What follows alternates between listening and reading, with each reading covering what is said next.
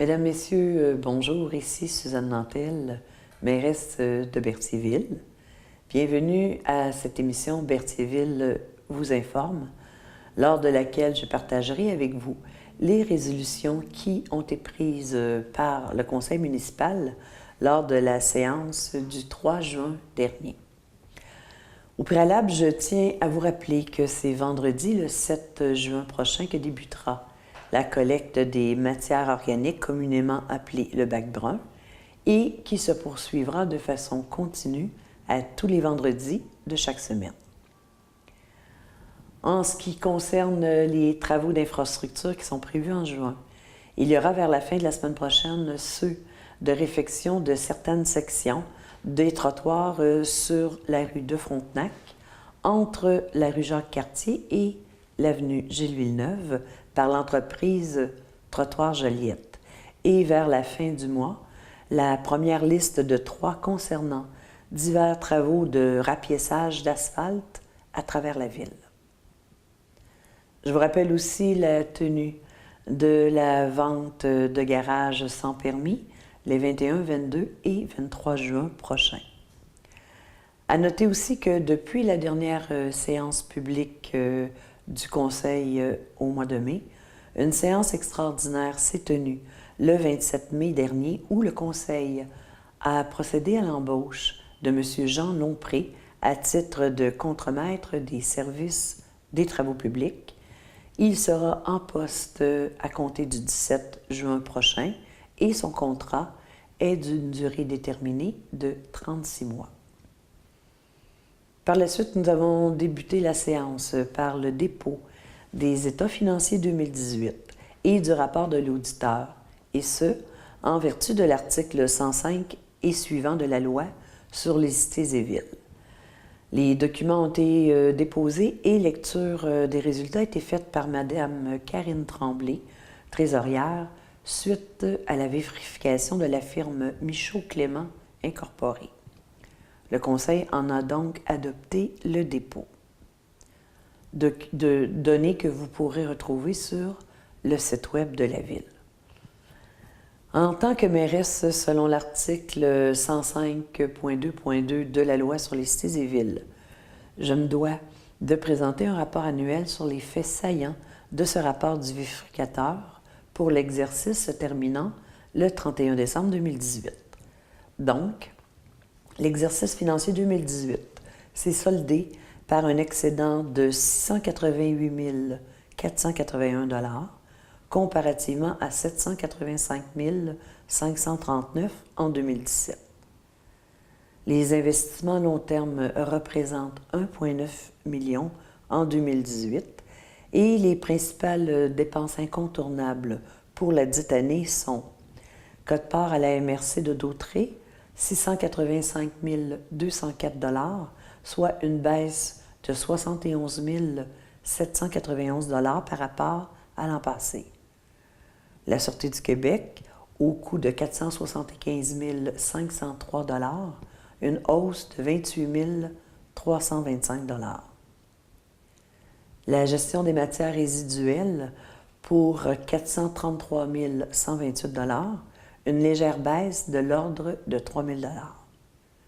La gestion de la dette et du fonds de roulement s'élève à 959 081 $ comparativement à 953 215 $ en 2017.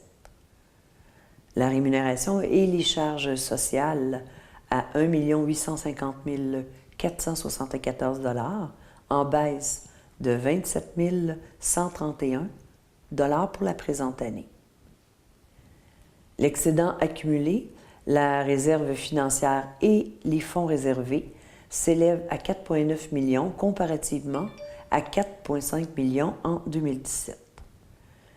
La dette de la Ville au 31 décembre 2018 s'établissait à 14 446 000 $, avec une somme à recevoir de 2,3 millions du gouvernement du Québec.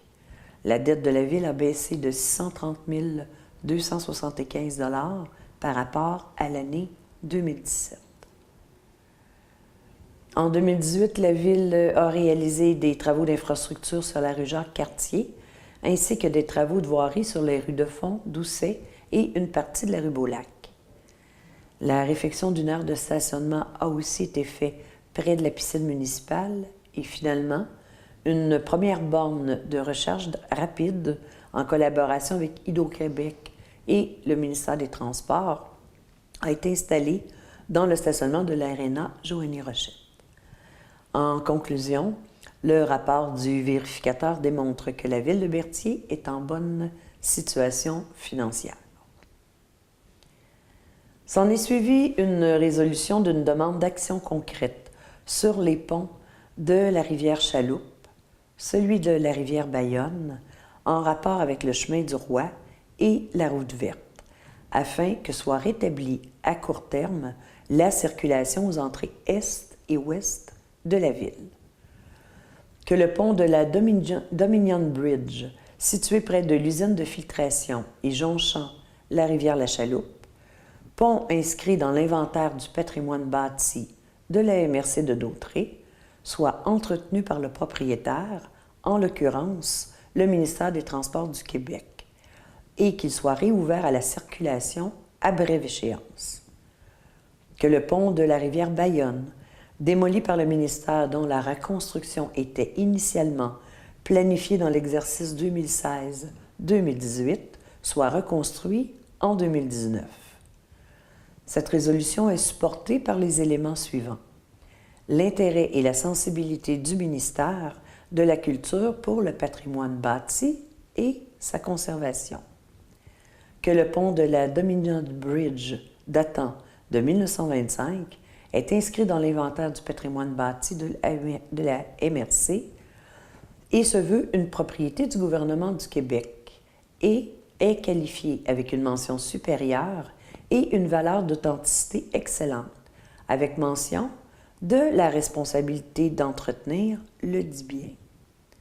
Pour votre information, on parle ici du pont jonchant la rivière Chaloupe, voisin de l'usine de filtration. Que la fermeture de ce pont brise le chemin du Roi et la route verte depuis sa fermeture par le MTQ en 2016. Que le chemin du Roi est désigné comme route touristique sur une distance de 280 km, reconnue et signalée, représentant la richesse du patrimoine de la Nouvelle-France. Qu'à l'entrée est de la ville, le pont traversant la rivière Bayonne brise aussi le chemin du Roi et la route verte, et dont la population est en attente de sa reconstruction depuis 10 ans. Qu'il y a de nombreux impacts pour la population bertholaise, les travailleurs, les touristes et plaisanciers, ainsi que les usagers de la route verte. Que la fermeture de ces deux ponts enlève un pourcentage très élevé du dynamisme touristique et économique de notre ville en réduisant le nombre de visiteurs et nuit ainsi directement à l'atteinte de nos objectifs de revitalisation de notre centre-ville. Que nous considérons que le chemin du Roi et la route verte méritent une circulation sans détour en raison des attraits diversifiés, dont les maisons ancestrales et le fleuve Saint-Laurent. Que plusieurs demandes ont été effectuées, soit des résolutions répétitives, des pétitions et plusieurs démarches auprès des instances gouvernementales pour ces deux ponts. Que la ville de Berthierville a reçu 2 correspondances, soit le 31 janvier 2018 et le 6 septembre de la même année, du directeur régional du MTQ, confirmant que le pont de la rivière Bayonne serait reconstruit à l'été 2019, et de notre dernière intervention qui a été effectuée le 5 février dernier auprès du bureau de notre députée, Mme Caroline Proulx, où l'ensemble des dossiers problématiques reliés au MTQ lui ont été remis. Maintenant, suite à une résolution du mois de mai en rapport avec la tenue du Cowboy Fest prévue du 20 au 23 juin prochain, il a été résolu de mandater la firme Sécurité de Francheville pour la surveillance pendant les heures de spectacle, représentant environ 50 heures pour une dépense n'excédant pas 2 650 ainsi que pour les services de la compagnie Sodem en ce qui a trait aux services de conciergerie pour une dépense n'excédant pas 500 $. Nous avons aussi autorisé la mise en place d'un service de prêt de jeux éducatifs pour enfants aux abonnés de la bibliothèque municipale à compter de septembre prochain et autoriser une dépense n'excédant pas 2 000 $ pour l'achat des 10 jeux. Le tout dans le but de renforcer les acquis en lecture et stimuler les apprentissages et la recherche d'informations. Comme nous souscrivons en tant que ville au principe de développement durable, en partenariat avec Hydro-Québec, et ce, pour nos clientèles respectives, et comme Hydro-Québec souhaite continuer et exploiter des stations de bornes de recharge rapide sur un terrain appartenant à la ville, stationnement voisin de la bibliothèque municipale, la directrice générale et moi-même avons été autorisés à signer pour et au nom de la ville les documents établissant la servitude pour l'installation d'une deuxième borne de recharge pour les véhicules électriques. Considérant maintenant que plusieurs événements se déroulent dans les rues de Berthierville et que ces organisations doivent obtenir une autorisation du conseil municipal pour y circuler, cette dernière étant requise pour qu'un permis d'événement leur soit accordé par MTQ. Le conseil municipal en a donc confié la responsabilité à son directeur des loisirs et agent de communication pour le traitement de ces demandes et le suivi en y incluant le volet sécurité pour tous ces événements. Nous avons par la suite autorisé Mme Sylvie Dubois, directrice générale et greffière, Mme Karine Tremblay, directrice adjointe et trésorière, et M.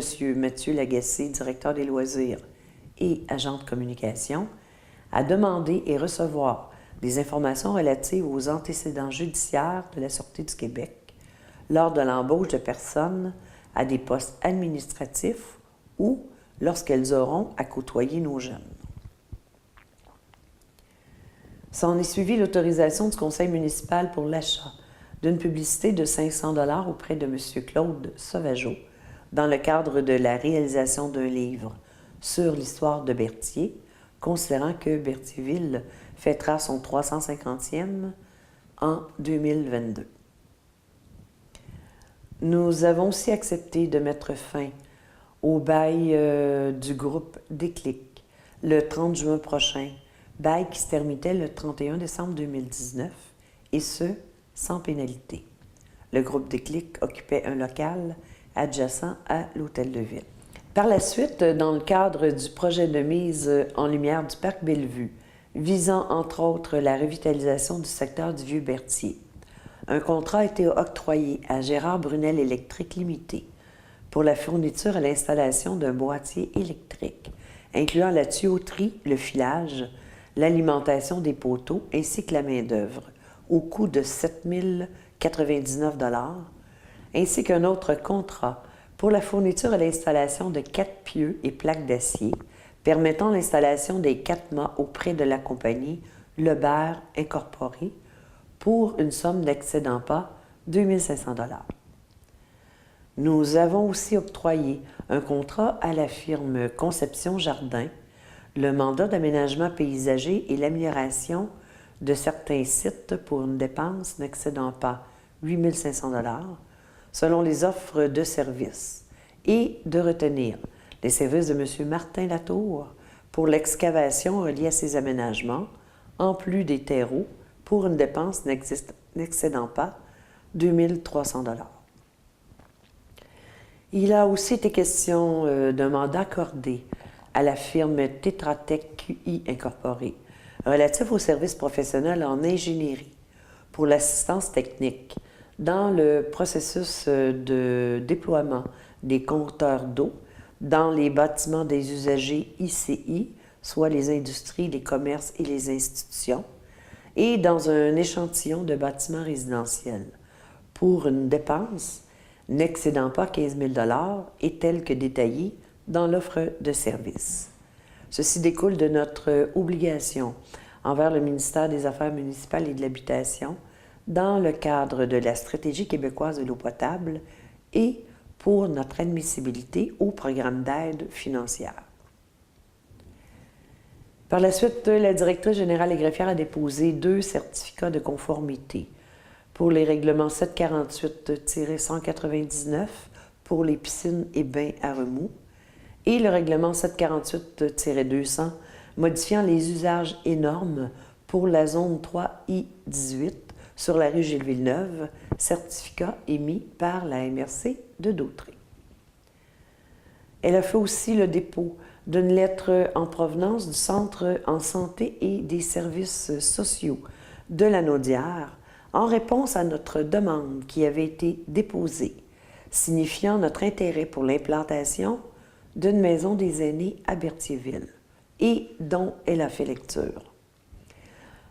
Le contenu est à l'effet que leur analyse démontre que le nombre de lits d'hébergement disponibles pour les personnes âgées en perte d'autonomie dans la MRC de Dautré permet de répondre adéquatement aux besoins de la population de Berthierville et que ces derniers sont en attente de critères afin de procéder à une analyse objective et proposer des projets de construction de maisons des aînés dans différentes municipalités de la région Lanaudière. Les rapports de services suivants ont été déposés, dont le rapport de pesée des déchets domestiques et de la collecte sélective pour le mois d'avril, le rapport d'urbanisme pour le mois de mai, ainsi que de mon rapport d'activité pour le même mois. En termes d'urbanisme maintenant, 2 demandes de dérogation mineure ont été étudiées par le Conseil. La première concernait le 841 rue du B, qui a été refusée car elle n'était pas considérée comme dérogation mineure. L'autre concernait le 330 rue Généreux, qui a été acceptée. Une demande de permis a aussi été refusée pour le 518-524 rue de Montcalm. Dans ces 3 dossiers, le Conseil municipal a tenu compte de l'avis unanime du CCU. Au cours de la dite assemblée, 3 avis de motion ont aussi été déposés pour des règlements, dont le premier avis pour un projet de règlement sur la gestion contractuelle, le deuxième sur un projet de règlement déterminant les modalités de publication des avis publics municipaux et le troisième en ce qui a trait à un projet de règlement modifiant le règlement 748 pour autoriser la construction d'habitations familiales de 6 logements dans le secteur ouest de la ville et pour ce dernier, nous en avons aussi adopté le premier projet de règlement. C'est ce qui complète les résolutions dont il a été question lors de la séance publique du 3 juin. Comme d'habitude, je vous invite à consulter le site web de la Ville pour revoir cette émission ou pour toute autre information reliée aux affaires municipales berthelaises. La prochaine séance du Conseil se tiendra mardi le 2 juillet prochain en raison du congé férié du 1er juillet, à laquelle vous êtes évidemment toujours les bienvenus. Alors, je vous souhaite de passer un beau mois de juin. Au plaisir de vous retrouver en juillet prochain. Merci. Au revoir.